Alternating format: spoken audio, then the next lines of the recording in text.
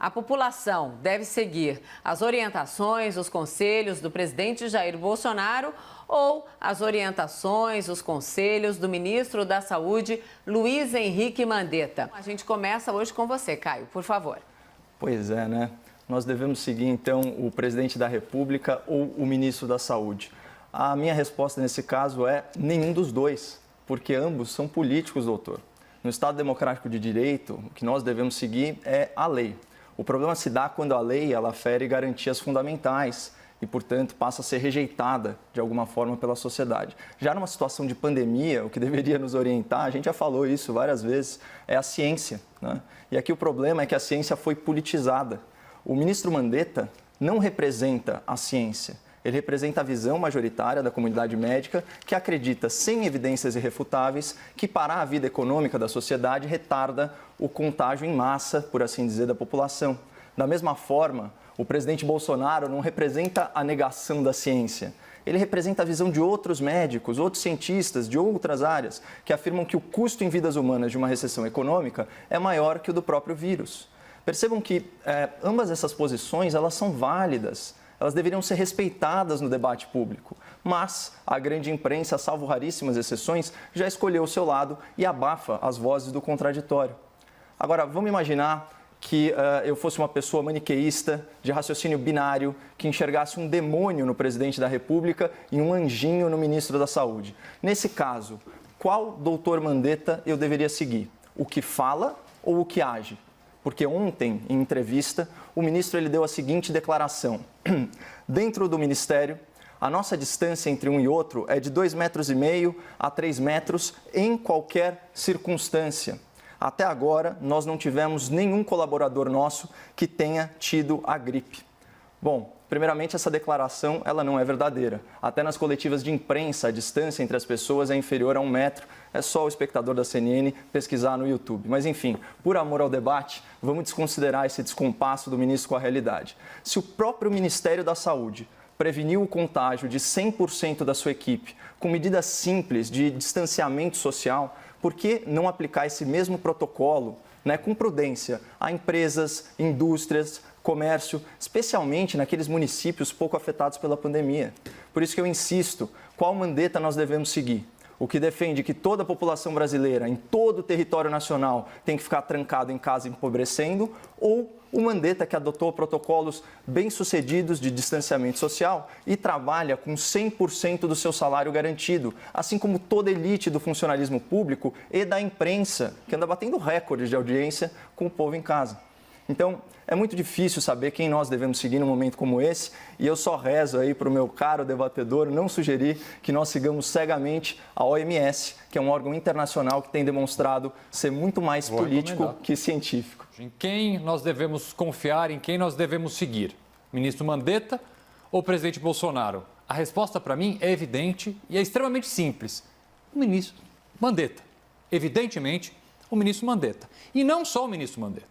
Devemos seguir a recomendação do maior órgão representativo da medicina, que é sim a Organização Mundial de Saúde, que, veja bem, não é de direita, não é de esquerda, não é americana, não é chinesa, não é da Bielorrússia, não é da Jamaica, é uma Organização Mundial de Saúde, que continua recomendando como única medida acertada neste momento o isolamento como ele está feito. Caio, por favor. Bom, já que o doutor mencionou aí a OMS, apesar do meu alerta, é muito importante a gente retomar o histórico recente de declarações do secretário da OMS, o senhor Tedros, em relação à pandemia. Para ficar aqui em alguns temas, eu também não vou aborrecer o espectador da CNN com datas e manchetes, mas ele disse que as viagens deveriam continuar, criticou países que fizeram lockdown aí em aeroportos. Ele chegou a falar que o vírus não era transmitido para o ar, então pelo ar, repercutindo aí uma sabida fake news, disse que não era necessário o uso de máscaras. Ele demorou, inclusive, a decretar, a aceitar a ideia de uma pandemia.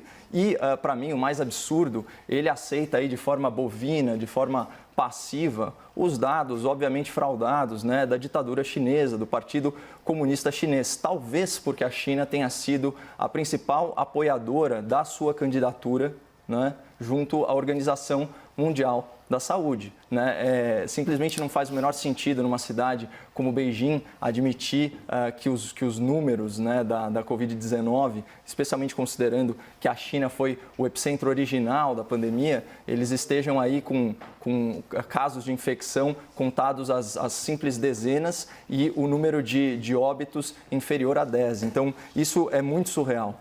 O Tedros, ele também tem um histórico um pouco conturbado, né, quando ele foi ministro da Saúde do seu país, lá na Etiópia, inclusive é acusado de encobrir três epidemias de cólera. Então, assim, dado esse contexto e considerando, inclusive, que a OMS é simplesmente um organismo multilateral, não vinculante, certo? A gente tem que interpretar com uma certa ressalva, com uma certa reserva, as diretrizes e as diretivas que vêm de lá, porque, como eu disse, é um órgão extremamente politizado, da mesma forma que a ONU, da mesma forma que a OMC, né? Esses são processos naturais. Então, é muito acientífico aceitar como verdade o que vem da OMS, até porque, como eu provei aqui, eles já se desdisseram uma série de vezes. Com relação ao ministro Mandetta não respeitar o distanciamento ou pregar o distanciamento social no momento de dar entrevistas e requerer o isolamento da população, eu tenho uma coisa a dizer que eu acho muito importante e aqui saio sim em defesa do ministro. Ele está no fronte de batalha nesse momento. Então, se ele está ali não respeitando eventualmente os 2,5 metros entre um entrevistador e outro, é porque realmente ele está numa urgência de passar para a população aquilo que está acontecendo. É a mesma coisa, querer cobrar um rigor absoluto do protocolo de distanciamento é a mesma coisa que você pedir para que um médico agora numa UTI fique afastado um pouco do seu colega ou do seu enfermeiro. Estão todos no fronte de batalha, no meio de uma guerra que já matou centenas de milhares de pessoas no mundo inteiro. Então, se ele não respeitou ali na entrevista, quero que isso é um detalhe bastante pequeno dentro do trabalho ainda muito elogiável que ele vem fazendo. Doutor, você não acha então também que o trabalhador que está em casa, ficando cada vez mais pauperizado, perdendo a sua renda, não está no fronte de batalha pela sobrevivência da sua família? Claro, certamente está guardando os R$600 que está prometido há bastante tempo e para uma série de pessoas ainda não chegou nem perto do bolso. Na verdade, né, pelos acontecimentos aqui no Brasil, ao invés dos R$600, ele podia cometer algum crime, porque assim ele ia parar no presídio, ia entrar com o auxílio reclusão, que ao invés de R$600 é R$1.039, ia ser beneficiado pela bandidolatria, denunciada inclusive pelo ministro do STF, quando diz que Covid-19 não é habeas corpus, e estaria agora solto, sem monitoramento, recebendo R$1.039 de auxílio reclusão, enquanto, né, o cidadão de bem, trabalhador, fica preso em casa por determinação de elites políticas que não abriram mão de um centavo, não só da sua remuneração, mas também do fundo eleitoral e do fundo partidário, né? Então você percebe a diferença. Esse é o Brasil. É o Brasil que prende o cidadão de bem e solta os criminosos. Eu só peguei carona na afirmação dele que disse peremptoriamente 100% da minha equipe não está infectada. Portanto, vamos replicar isso, especialmente naquelas cidades em que não há um caso de coronavírus ou em que há pouquíssimos casos. O Brasil não precisa necessariamente parar em toda a sua extensão. Esse é um país continental, né, com realidades muito distintas. A gente tem que analisar a questão em caso, de forma científica. Tem coisa menos científica que aplicar uma solução homogênea para uma realidade heterogênea. Vamos falar do conceito de igualdade material, que a esquerda gosta tanto, né? Tratar os iguais igualmente, os iguais desigualmente na medida da sua desigualdade. Poxa, como que você vai usar o mesmo protocolo por epicentro da doença no Brasil, que é o caso aqui de uma grande metrópole como São Paulo, você vai usar esse mesmíssimo critério, né, para cidades do interior que estão aí de mãos atadas, sem poder produzir, né, vendo as suas reservas financeiras se esgotarem. Eu fico imaginando o que está por trás, né, de todo esse endosso, de todo esse apoio político, né, a essas medidas draconianas, e a única coisa que me vem à mente é a ausência de necessidade de licitação pública, viu, doutor, para fazer contratações. É a única coisa que explica, né, um prefeito, até um governador, não está desesperado para fazer voltar a girar a roda da economia sempre de forma prudente, de forma responsável, como outros países do mundo já provaram que é possível sim fazer. Nosso segundo tema é que a Advocacia Geral da União estuda entrar com ações judiciais contra medidas de isolamento e restrições impostas, pelos estados e pelos municípios. Começo com você, Caio, por favor. Pois é, Bom, corretíssima a Advocacia Geral da União em ambas as situações. Então, acerta na defesa dos direitos e garantias individuais, como liberdade de trânsito, o sigilo das comunicações, contra os abusos de autoridade dos ditadorezinhos enrustidos nas prefeituras e nos governos, e acerta em defender que as determinações da União prevaleçam sobre estados e municípios. E esse também é o entendimento do Procurador-Geral da República. Só o STF mesmo, violando a sua função precípua de guarda da Constituição e jogando pela janela o conceito de soberania nacional, rejeita, às vezes monocraticamente, já falamos isso aqui, as medidas do Executivo por interpretar da cabeça deles que elas contrariam recomendações da OMS. Então, é triste saber que eu vivi para ver uma lei nacional, constitucional, soberana, ser descartada por um tribunal em favor de recomendações não vinculantes de um órgão internacional politizado que mais parece, sinceramente, um serviço de relações públicas do governo chinês. É lamentável e é antipatriótico. Outro ponto que eu queria abordar aqui, sobre esse tema diz respeito a uma polêmica que eu vi crescer na internet, nas redes sociais. Pessoal, tem uma diferença gritante entre as intenções autoritárias do governador de São Paulo e a portaria interministerial publicada pelos ministros Mandetta e Moro em 17 de março. A portaria do Ministério da Saúde e da Justiça, ela apenas regulamenta uma lei federal, a Lei 13.979. Essa lei foi votada pelo Congresso Nacional. Portanto, a portaria do ministro Mandetta e do ministro Moro, ela não cria nem modifica direito substancialmente. Quem fez isso foi o Congresso Nacional, legitimamente. E mais, a própria portaria esclarece, no seu artigo 7º, se não me engano, que o infrator ele não vai preso, porque a gente está falando de uma ofensa, de um crime, com baixo potencial ofensivo. Então, a pessoa, ela simplesmente assina lá um termo circunstanciado e é liberada. Ou seja, só o governador de São Paulo cogitou prender cidadãos por romper a quarentena. E pior, ele sinalizou que o governo do estado vai usar informações individuais sigilosas para fiscalizar o cumprimento do isolamento. E aqui não se trata, doutor, de usar um agrupamento de dados de forma anônima e com viés científico, como já tinha proposto o Ministério da Ciência e Tecnologia, do Marcos Pontes. Quando a sua intenção é multar, é prender, você precisa identificar individualmente o infrator, a autoria do crime. Ou seja, a ideia do governador de São Paulo é uma violação inaceitável dos direitos e garantias individuais. Fora que ofende muito o senso de justiça do paulista saber que o mesmo Estado que prende o cidadão de bem em casa, espionando o seu celular, solta bandido sem monitoramento e é incapaz de bloquear sinal de celular em presídio. Mas então, voltando ao ponto, peço desculpas por ter me alongado, não cabe comparação entre as declarações autoritárias do governador de São Paulo com medidas regulamentares do governo federal por meio dos Ministérios da Saúde, da Justiça, da Ciência e Tecnologia. Falar que tudo é a mesma coisa é pura desinformação e politicagem. Entrevista coletiva que o governador de São Paulo faz todos os inícios de tarde, por volta da 1 da tarde. Ele disse que não tem a intenção de prender nem multar ninguém, que essa informação está sendo usada politicamente contra ele. Coloco a informação para vocês. Caio. A próxima vez que ele não quiser que uma informação seja usada politicamente contra ele, eu recomendo que ele não a diga em voz alta em entrevista oficial. Eu acho curioso que todo mundo agora virou defensor de direitos e garantias fundamentais. Eu sempre fui, doutor.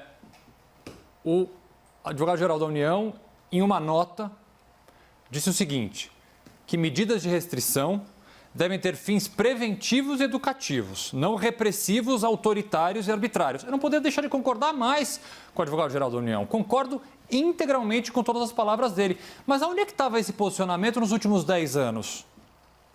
E muita gente concorda e aplaudiu essa posição hoje do advogado-geral da União. Onde essas pessoas estavam escondidas nos últimos 10 anos em que vi no Brasil uma política de encarceramento em massa que manda para a prisão a terceira maior população carcerária do mundo, majoritariamente o negro, pobre, sem instrução, primário, preso por crime, sem violência. Onde esses defensores dos direitos e garantias fundamentais se esconderam nos últimos tempos? Eu quero endereçar o ponto que você colocou também sobre o mito do encarceramento em massa. Eu recomendo aí o excelente artigo do promotor público Bruno Amorim Carpes sobre isso. A gente vive num país, doutor, e você sabe muito bem disso, em que, por mais que o nosso sistema prisional tenha aí 600, 700 mil presos, tem outros, se juntar, regime fechado, regime semiaberto, por aí vai, você tem mais de 500 mil de mandados de prisão em aberto. Né? Como que você vai falar em encarceramento em massa quando menos de 10% dos homicídios são solucionados no Brasil? Né? É óbvio que não. Na verdade, o Brasil não prende demais, o Brasil prende pouco. Só a seleção brasileira do crime realmente está nas penitenciárias. O resto são exceções e a gente não pode tirar a exceção pela regra. Já falei, né? No Brasil, a cadeia ela não tem portão, ela tem porta giratória. Isso começa desde o início do sistema penal, né? Com as audiências de custódia, o relaxamento de prisões. Você tem esses casos, né, de criminosos reiterados, cometem crime depois de crime, depois de crime, depois são soltos e soltos e soltos e por aí vai. A gente conhece a nossa realidade. O governo do Estado de São Paulo, ele tem praticamente uma estatística de quantos egressos, né, vamos dizer assim, do sistema prisional não retornam, né, para o regime semiaberto depois das saídas temporárias. Menos ainda 10%, assim, Caio, menos 10%. Mas vamos voltar para o tema. Mas isso é bandido na rua, doutor, isso é completamente ilegítimo. Eu vou ter o maior prazer em discutir com você isso. É verdade. Isso é a área que eu trabalho há 20 anos. Eu vou ter o maior prazer, mas esse não é bem o tema. Não, é que você trouxe, eu não queria deixar passar sem resposta, porque essa história do encarceramento em massa... Eu trouxe de forma bem lateral. Você está insistindo um pouco. É um mito. Eu não vou ter tempo para responder, adoraria ter tempo para responder todas as informações erradas que você trouxe, mas eu não vou ter tempo agora de responder uma por uma. Fica a sugestão aí para o próximo debate. Vamos colocar, então, o nosso terceiro tema. Falamos sobre o socorro aos estados e aos municípios, socorro que foi aprovado, né, na Câmara dos Deputados agora há pouco.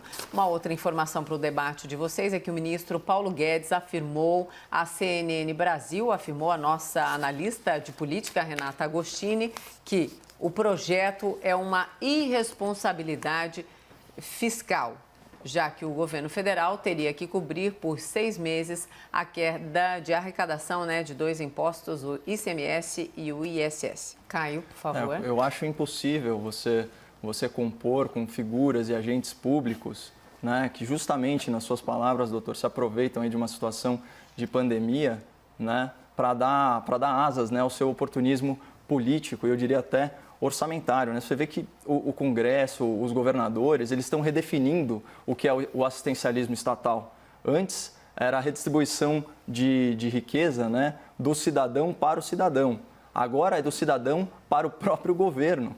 Eu lembro aqui, o estadista americano, né, o Abraham Lincoln, ele dizia que um governo das pessoas, pelas pessoas e para as pessoas nunca desapareceria da face da terra. Essa era a visão que ele tinha de uma democracia pujante. Eu fico imaginando, doutor, se o Lincoln conhecesse o Rodrigo Maia, se ele conhecesse o Alcolumbre, se ele tivesse o desprazer de conhecer as lideranças do Centrão, ele certamente repaginaria aí a frase dele e diria alguma coisa como: olha, o Brasil é o governo do governo, pelo governo e para o governo.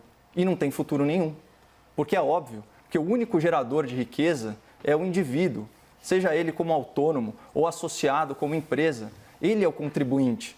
E vamos voltar àquela questão do oportunismo político. Já tratamos disso aqui, é tão fácil, né? É moleza você bancar o governante responsável, rolando a dívida do seu Estado, pegando o dinheiro da União, certo? Assistindo a economia nacional entrar em frangalhos, enquanto você vê a popularidade do seu eventual adversário político derreter para 2022. Isso é muito feio. Essa bomba fiscal, né, que os parlamentares estão jogando no colo do governo federal é um desserviço à nação. Inclusive, eles estão pegando dinheiro emprestado das futuras gerações do Brasil sem perguntar para elas o que elas acham disso. Então, assim, é uma vergonha, o oportunismo político salta aos olhos e isso vai na contramão do que quer a maioria da população brasileira, que elegeu um governo de viés liberal na economia de forma majoritária nas eleições de 2018. Então, esses atos do Congresso são vergonhosos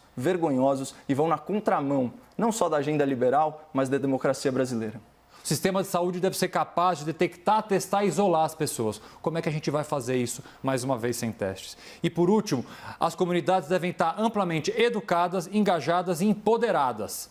Com essa disputa entre Bolsonaro, Mandetta, OMS e negacionistas, como é que a gente consegue informar a população de uma forma digna? Então, a gente tem ainda muito chão, a gente precisa correr com o tempo para menos pessoas morrerem em razão dessa pandemia. Augusto passou um pouquinho do tempo, eu só deixei, porque no debate, porque eu nunca passo do tempo. O Caio falou um pouco mais, mas, por favor, Caio, as suas considerações. Eu teria que ser, vou ser o mais breve possível.